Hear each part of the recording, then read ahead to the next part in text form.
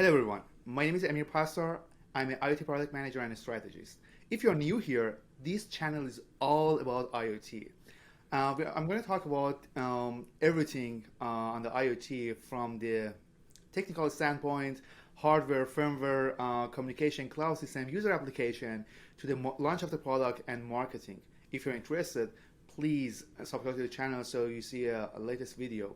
My goal here is to help manufacturers and product managers to better design IoT related products and successfully launch these products. Some people they believe IoT is a communication or communication is the IoT, which is not really true. There's so many other pieces in the IoT, but communication is a big piece of it. And there's so many applications actually we have to be careful about what should be our communication strategy from the beginning before the launch of the product and to be successful in the field once we launch this product. And that's the reason actually today we are going to discuss the communication from the Wi-Fi cellular standpoint. My guest is Martin Lesund from Nordic Semiconductor. And actually, Nordic Semiconductor is one of my favorite partners. For the last 8 years, I have been working with Nordic Semiconductor actually on many products. And that's the reason we have Martin today. Hello, how are you? Hello, Amir. Thank you very much for the introduction. Yeah, I'm well. How are you? I'm good, thank you so much. It's early morning here in the US actually. So Yeah. I want to pass it to you, and please, you are a technical marketing manager for the cellular product line, but I want to hear more on your background and exactly what's your role at Nordic Semiconductor. Yeah. Okay. First of all, just thank you very much for inviting me to this podcast. I'm very excited for this. So my name is Martin Lesund. I'm a technical marketing manager for Cellular IoT, as you said. I've been working for Nordic for around 4 years now, and I actually started out in the technical support group as an application engineer. So I've worked a lot with customers, with customer projects, and my main focus was also then about cellular IoT and nRF9160. I also had some months actually developing some small drivers and libraries to the nRF9160 in the beginning as well. So I have a lot of experience with developing cellular products and working with customers, and now I'm a technical market manager, and I even work with content to deliver the best products to the customers and how they should design their products. That's great. That's great. So let's jump into the main topic actually here on the communication side. As I mentioned, once we are talking about the IoT, IoT stands for Internet of Things. So basically, we need to pass the data to the internet somehow. I have a video on how we connect the devices, smart home devices, and basically using a Matter framework. And today we're discussing, okay, we have all this data. Let's say we have some devices, they're sending a data, but we have to pass it to the internet. So what will be our format, what will be our ecosystem to send the data to the internet? There's so many devices out there today that you can call it IoT-based devices, from smart home gadgets, ellipticals, TV, blender, outdoor application, actually, palm controller, temperature sensor, everything. And just instead of giving you a number, just take a look at around you. You have a smartwatch, you have a cell phone, you have sensor at your home, you have a security systems. So each one of us, we have a lot of connected devices these days. You can see how big is this market and how critical is designing and launching a successful product in this market, very competitive market. So let's say we have some devices, we are collecting the data and we want to send it to the internet. The framework that is existing today mostly is a Wi-Fi. We have a cellular tower as well, but Wi-Fi is everywhere these days. And most of the gadgets that we have, they're directly connecting to Wi-Fi because it's there and also it's free, so we don't need to pay for a Wi-Fi connectivity. But and there's so many pros and cons for using a Wi-Fi. For example, I can give you an example of, you can see right now we started from the 2.4 gig and now we are moving to the 5 gig and we have to expand the band. And the reason is, first of all, we need a higher bandwidth, but another reason, the big reason is the band is saturated actually. Because let's say you had a gadget working on a 2.4 gig and you are living in a big apartment. Probably you have a hard time connecting your gadget to the internet because the band is kind of saturated. And so because of that, we need to move on to the higher band or another ecosystem to transfer our data. I want to hear your side, Martin. Yeah, so like you said, Wi-Fi has been around for a long time, and understandably many people use it because it's in everywhere. It's everywhere. Everyone has a Wi-Fi connection, but as you say, it's a lot of issues with it, and also we see that it's a high power consumption. You get interference, disconnections, etc. But so it's absolutely interesting to look at other technologies that are popping up, such as cellular IoT, which is something that I am very, very excited about, and I see the opportunities with this technology, especially with the new introduction for the LTM and NB-IoT, for example.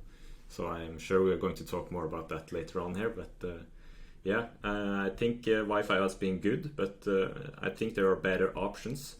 However, we also have Wi-Fi 6 coming up. That could be interesting technology as well, but you have technologies that suits for application better than others, of course, and I think Wi-Fi will still be in a picture in coming years, but at least I think cellular will open up a new door for a lot of new applications and new use cases, and also more reliable and maybe more secure way of sending data. Exactly. And before jumping to the cellular, I want to give my side as well. So on the Wi-Fi, although it's free, it's everywhere. I'm talking about the indoor application. There's so many other applications that you don't have Wi-Fi. Definitely, we should talk about the other platforms like a cellular connectivity. But even for the indoor application, in most of the product my team designed, one of the challenge that we had was the fact actually the registration process, the onboarding process. So we give this product to someone and they have to download the app, they have to go to the app, register device, find the device, register device, and not necessarily all the time this registration is successful. So they get frustrated, they return the product. So, and the good thing actually I like about not using a Wi-Fi and using something that is kind of plug and play, you just turn it on and it's going to get connected, is the fact you don't need to basically find a device or add a device to your ecosystem. It's already there. You just, for example, scan a QR code, or you somehow, we don't want to go in the deep technical side, how to add this device to your ecosystem, but it will be much simpler than adding a Wi-Fi device, or basically because you have to enter your Wi-Fi credential to the device. Device should go and search for that. Rather, it's gonna add challenges to this equation, which definitely by going to the something like cellular, we can pass that challenge. Now we know actually what we already have for the indoor applications. Again, for the other applications, cellular is the obvious solution. But even for the indoor application, we know all the challenges and we want to move forward to the better solution. We're going to talk about the cellular. But why cellular today? I remember actually a few years ago, cellular was out of the option, and the reason was not an option. And the reason was the fact it was so expensive. $30, $40 service fee. And in some applications like security systems, yes, people, they were using it, but not for everything as an IoT. But today, as you mentioned, with the introduction of the NB-IoT Catch M1 and narrowband cellular-based communication, it's getting cheaper and cheaper and cheaper. Right now, we're talking about for the just a small packet of data. We're talking about the less than $1 per month to send this data, and definitely in the future it's going to be even better. But I want to hear your side. Why we are talking about the cellular, and why right now is a good time to kind of transform this communication to be cellular. Yeah, so like you said, cellular has been known to maybe be very expensive, hard to get into, complex, and not the most easiest to use, and also high power consumption for devices, if you're worried about that. But now we have this NB-IoT and LTN that came in 3GPP release 13, which actually makes it actually more affordable to have devices. It's scalable, like you can have up to 50,000 devices connected to a cell, and you also have the end-to-end security, of course, and also the global network connectivity with this technology. But it's more easier to get into this now because we now have solutions, as we at Nordic have made a solution for connecting the device, and we especially try to make it as easy as possible for developers to get into cellular and show them. We have a fully certified system in package. We have a free SDK to use, so people can just use our samples and get ahead and test samples right away. And it's very important to make it as easy as possible for people to get into this. And that's something that we have really focused on, and I really think that this is a very exciting technology to use now. Great. We're going to touch on the pricing. What's your vision for the? I know you're working at Nordic Semiconductor, not the cellular service provider, but what's your vision for the next 5 years? What's going to happen on the pricing for the cellular? Yeah, I think it will be more and more affordable for people to use, of course. It's been in the beginning now. It has a price point that can be high in some cases, and depending, of course, it's a trade-off with this, of course. But I expect that this will be even cheaper in the future. Technologies will be more used. Of course, the infrastructure is already there, so you already have all the base station and the technology all around. So you only need a device that connects to this technology. But of course, I think it will be more affordable in the future as well. Okay, great. And one thing I want to touch also is the fact, let's say about the Wi-Fi based products. As I mentioned, there will be a challenge of onboarding process for the device, but also we should consider the fact it doesn't matter your Wi-Fi is in this country or another country, but once we're talking about cellular-based solution, it really matters who is your provider, which country you want to get connected, and that could be a challenge. But with the presence of the introduction of the eSIM, actually, which I want you to kind of cover it, it's kind of getting better. It's not just one carrier; we can have multiple carriers, but at the same time, the pricing strategy will be a little bit challenging. But I want you to kind of cover that part as well. Yeah, so for eSIMs and connectivity, you need a SIM card that. The SIM card is kind of the key to unlock you into the network, of course, and to for example, we at Nordic we have partnered up with people such as Arkessa and iBasis. They have their SIM solution that can get connection all around the world, and they're getting more and more support all around the world, so you can actually travel with your devices and get connected. So this is a very important point if you're going to have a global connectivity device. So the iBasis, the eSIMs are here to stay with regards to getting all the carrier SIM profiles on board and these kinds of things. But we also see that in the future, I think there will be more kind of a soft SIM solution and more integrated solutions there as well. So we see that there's ongoing work from the carrier side to make it even easier for people to integrate this. Right now, you either use a kind of a cheap SIM or a plastic SIM card that you can download profiles to as well. But I think this is going to be easier and easier. As well for low power, we see that SIM cards actually uses a lot of power. They wasn't originally made to be low power devices. So, for example, our device uses much fewer microamps than a SIM card, for example, in sleep state. So that is something that hasn't been thought about before this low power IoT cellular space that has been approaching now. So we see that's also improving in a SIM space as well. So that's good. So now my question is, let's compare to the Wi-Fi, because we're trying to see the pros and cons of moving from the Wi-Fi to the cellular-based solution. So one of the things we get as a free most of the times with the Wi-Fi is the fact of once you onboard a device, you can track the IP of the router, so you know where is the device. On the cellular, you can somehow do it with looking at the tower ID and also a GPS. In many applications I have seen, they're adding external GPS circuit, but I know for a fact, we're going to discuss it later. Your solution at Nordic, you guys have a embedded GPS in your system, and it's just a matter of adding an external antenna. But I know for a fact there are many service providers these days, they're talking about the cellular-based tracking. It's going to be better in the future. I was talking to Verizon just a few months ago, and actually they are kind of offering a better resolution on their tracking system.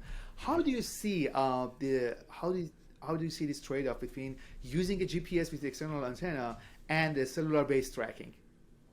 Yeah, that's a very good question. So it's really dependent on application use case, of course, and for GPS especially, you have the accuracy.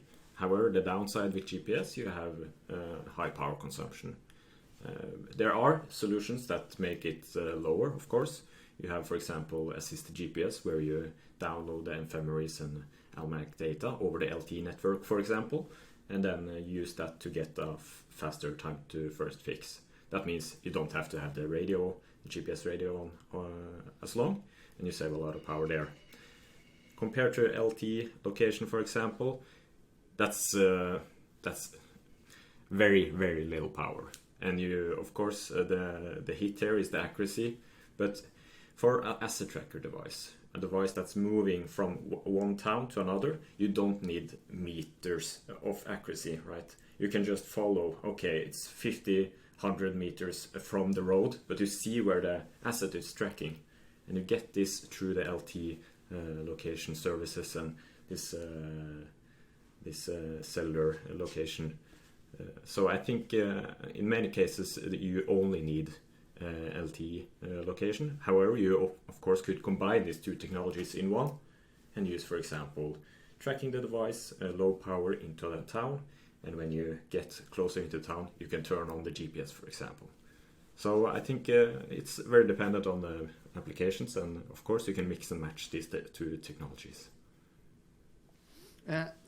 Great, actually. And one thing I want to add is for indoor application, because that was one of the challenge actually I had in one of my product in my portfolio actually. So for indoor application, you cannot use a GPS, but with the cellular based tracking, actually you can get a kind of, I'm not saying a best resolution, but a good or enough resolution for some applications. And one topic actually I want to cover as well is for the cellular, we're saying it's going cheaper and cheaper and cheaper, but still we have to pay to get connected for the cellular. So it's going to be a trade-off of, let's say there is a application or there is a site that we had 100 devices, and there is a trade-off which how many devices should be connected directly to the cellular, or how many devices they should send the data together, and we aggregate the data at some point and send through that uplink to the network. I'm saying that's a kind of trade-off. If you ask me, my vision for the future is that with the presence of the 5G, and once the price is going down and down, actually, definitely we are going to have more connected devices. But for now, we're talking about now, next maybe 1 or 2 years. What do you think about actually what should be our strategy? Should we aggregate the data and send it through the uplink, or no, everything should be connected to the cellular? Yeah, so that's a very good point. We see at least now that many customers combine technologies like Bluetooth Low Energy and Cellular as a gateway, and also Thread or Mesh and Matter that's coming in the future. That will, I think, that's a good opportunity to incorporate Cellular as a gateway, and I think more and more customers will use that. But also there are, of course, applications that this is not possible to have kind of a mesh network and combining this cellular technology in hard to reach places, for example, where you need this low throughput and these things that come from LTM and IoT, for example. So in some cases, I think that there will be a combination of these two, of course. Okay, great. And how do you see 5G in the future, and how this 5G is going to help the IoT solutions? Yeah, so 5G we have three main stuff, like, right? We have this critical communication, which low latency, and you also have this enhanced mobile broadband for VR and streaming video. But we also have this massive IoT, and this is where LTM and NB-IoT falls in the place, right? Because LTM and NB-IoT is forward, it's made for a 5G as ready, and it's 5G ready, right? So it means that you can have, so instead of 50,000 devices connected to a cell, it has a requirement that you can have over 1 million devices inside 1 square meter. So this really enables the technology to utilizes all the devices that will be in the field. So I think 5G requirements and the technology is very exciting for massive IoT applications. And actually, you made a really good point for our audience. And for those people, actually, they're kind of afraid that all this technology we're talking, so we had the 2G, 3G, we moved to the LTE, and basically to move to the LTE Cat M1, they had to change the hardware they had in the field. But that was a really good point you made. NB-IoT Cat M1 is a 5G ready, so basically once the hardware is there in the field, they don't need to change it actually, and it's going to be supported in the 5G. Yeah. So we touched the point actually on the trade-off between how many devices should be connected and if we need to aggregate the data. So these days we have some gateways at our home, in our office actually. So let's say Alexa is everywhere. Google Assistant, Apple HomeKit. So how do you see these guys? Because most of the things actually is on the market, available on the market these days are Wi-Fi based, still Wi-Fi based. How do you see these big players to transform their solution to something like a cellular based solution and offering the cellular based gateway? Yeah, I think they actually will incorporate cellular together with Wi-Fi. I think there will be kind of a combination that will be coming. Of course, it's very hard to say, but I think cellular absolutely has a position in these types of gateways as well, to be more reliable and have all the new features and the things that's great with cellular compared to Wi-Fi. But yeah, I think that's a very interesting point about these gateways, but we'll wait and see. I think they will incorporate cellular in one way or another, either if that's some kind of a backup or if it's the main communication to the internet. That's my gut feeling too, actually. So in the next 4 or 5 years, most probably we're going to see a cellular-based solution from these big players. So now I want to jump to the interesting part. We talk about actually the cellular, Wi-Fi, the trade-off between these two technology, and I know for a fact Nordic has a really good solution on the cellular, and the reason I know because my team at CES 2019 was the very first team. We had actually a functional prototype with the solution that you guys have, NRF 9160. And I believe that was a year you guys launched the product. I remember those days. We got the engineering sample from you guys, and then you launch it. So let's go and talk about the NRF 9160 and how this solution is different from the other solutions on the market on the NB-IoT and CAT and on? Yeah, so yeah, we have been developing this solution for I think 6 years now with development, and still developing with new firmware updates and that kind of stuff. But mainly the nRF9160 is a very integrated system in package. I have a little sample here so you can kind of see how small it is.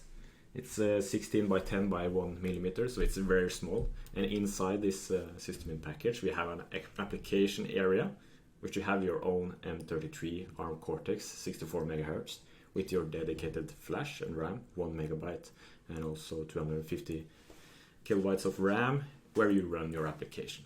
And we have our own modem with running modem firmware with support for LTM, NB-IoT and GPS. And of course we have all the power management IC inside and the RF front end inside. So this has been built from the ground up to be low power. So we have, looking compared to other modules and solutions, we see that we have the lowest power in all scenarios. Of course, you see that some solutions have very low floor current, but that is not given in for the total average current that you're going to get with your device, right? And our device incorporates the MCU on board, so you can just utilize that. But of course, you can also utilize this device such just to connect, or you make your devices connected to cellular by just using it as a modem. And the nice thing that we have is an open source SDK, nRF Connect SDK, that you run on your application device, and you have all the libraries and samples available for you. So you can just mix the match and make your own application out of that. And that's of course available for free for customers, and it's easy to get started. Great, fantastic. As I mentioned, I really like this solution. And one big scary part for most product manager, once we're talking about the cellular, is dealing with all the certifications with the different carriers. So how this solution, how this Nordic solution is going to help them actually to better pass these certifications? What are the tools we have today, and how Nordic can help them? Yeah, so Nordic has already done a lot of the work for the customers. We have a fully certified system in package, the nRF9160, with all the global certification, the GCF, PTCRB, and we have the regulatory, the FCC, SCA, and those kind of stuff. And also we have the mobile network operators, and also the security, the platform security architecture, for example. So get a full picture of all our certification, I recommend people that's listening to go to nordicsemi.com/cellular, and we will get directed to all of our certifications there. But since this SIP is already fully certified, it makes it easy for people to reuse many certifications when they're just going to certify their end products. And of course, you already have these third-party module makers that incorporates the nRF9160 and has already done all the certification for you. So it's almost like plug and play, so it makes it even easier again. Okay, great. And I'm saying that's a really big point for some of the product managers, how to select which platform or chips that they want to use to make it easier to pass the certification. Now I want to kind of ask you, what is the roadmap? What you can share with us on the roadmap of the Nordic for the cellular? So for the 9160 system in package, we did a revision 2 actually last year that already improved the low power consumption even lower. So we improved our power management IC on board. So you dropped several key parameters in power consumption. But of course on the application side and also on the modem side, we always improve there as well. We recently launched a new modem firmware, which customers can just upload to their device, either via over-the-air. We have support for over-the-air firmware updates, of course. And this incorporates new features that's introduced, for example, in 3GPP release 14. we have introduced new features in this modem firmware to support higher throughput for the NB-IoT network. So we have NB2 features with the higher throughput. So we always try to make it better. But for the hardware side, I can't really disclose anything. But of course. But it seems that actually in the future we're going to hear good news, more good news from Nordic. That's good. Absolutely. That's good. That's good. I'm gonna put a link in the commentary actually for those people actually they want to learn more about the NB-IoT Cat M1 and the solution that Nordic is offering. But what is your suggestion? How they should get connected to you guys and jumpstart their design? Yeah, I would suggest that people go on nordicsemi.com for information and get a full overview of our offerings, our technologies offering, and what we support. And for technical questions, we have our own website called devzone.nordicsemi.com, which is our technical support platform. It's kind of like a community. You have a lot of users on board there, and you can post your questions there, private or a public case. And our technical support group will take care of those questions. And if it's questions towards product managers, etc., you can also post those questions in there, and we will get in contact through there. So that's the way I recommend people to get in touch with us. And to be honest with your audience, actually, I use the DevZone and it's really working. for some manufacturers, actually, their support group is just something there, and you're not really getting anything from them. But no, to be honest, DevZone is working. And sometimes I try to directly send an email to the product managers once our team had a problem. But DevZone actually, it was even better than email. So I'm really commending it. Yeah, that's good to hear. Yeah, we have heard that a lot, that DevZone is working very good, and you get a much faster answers there, because we have kind of a rule that we answer your question in 24 hours. So no, that's great actually, because the that's a fast-paced industry right now, and although it's a complex solution, the cellular base is kind of complex, but for product managers that are working on a different product at the same time, that's a key actually. How fast they're getting the answer they need. Otherwise, they have to just move on to another solution, which happened to me honestly. Our team was working on a solution with other manufacturer, and in a 2-3 weeks we realized that could be a really challenging design. So let's move on and to basically save a time and have a better time to market and faster time to market. So that's great actually. That was a really good discussion for me because that was a challenge I had a few years ago, how to design a product based on a Wi-Fi or cellular, or how to recommend to my customers which solution is better for you in the future. I believe we kind of opened this discussion, and not necessarily right now. Cellular is the best solution for everything, but I believe that's at least my vision. In the next 5-10 years, everything will be cellular. That's my understanding because of the 5G and the coverage we have. It's not just here in the US or Europe, actually. Everywhere we have a good cell coverage, and it's getting better and better and better. It's getting faster and faster and more reliable. So that could be a good strategy for many products. And that was a really good discussion I had with you. Thank you so much for attending. Is there anything actually you want to add that I didn't ask? No, not really. I think this was a really interesting and good discussion as well. Maybe I should just mention that if people want to get started with cellular and Nordic products, we have everything available for you. We have development kits that's available through our distributors, and also have a type of prototyping platforms that can be used. And of course we have the hardware open sourced, so it's on our website, so you can use those designs in your designs as reference to make it even easier to get started and develop your products. And for low power, we have something there as well.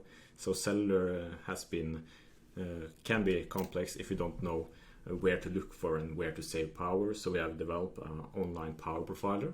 It's a tool for LT, and you can use that to estimate and calculate and get a good estimation of how much current consumption your devices will use in field. And then after you estimated your current consumption, you can measure it, and we also made a tool for that. It's the Power Profiler Kit 2. I don't know if you've seen this, but it's a really nice and affordable device to capture the waveforms of the power consumption for up to 500 days. So when you first estimated your power consumption, you measure it, and then you can actually find out, okay, this device will actually have a battery life for 12 years. And what was the accuracy, Martin? 200 nanoamperes up to 1 ampere. Okay. So that's the resolution of the device there. Good. And I'm gonna put a link on how to get this power profiler as well for those people actually they want to get one of those. Great. Again, thank you so much for attending this podcast. That was really useful for my audience actually, who they want to design a better product in IoT, and specifically kind of follow the trend of the cellular and have a more reliable connectivity. So thank you so much, and also thank you, sir. Great, and also for my audience, if you want to learn more about IoT, please subscribe to the channel so you get the latest videos on this channel. Thank you so much.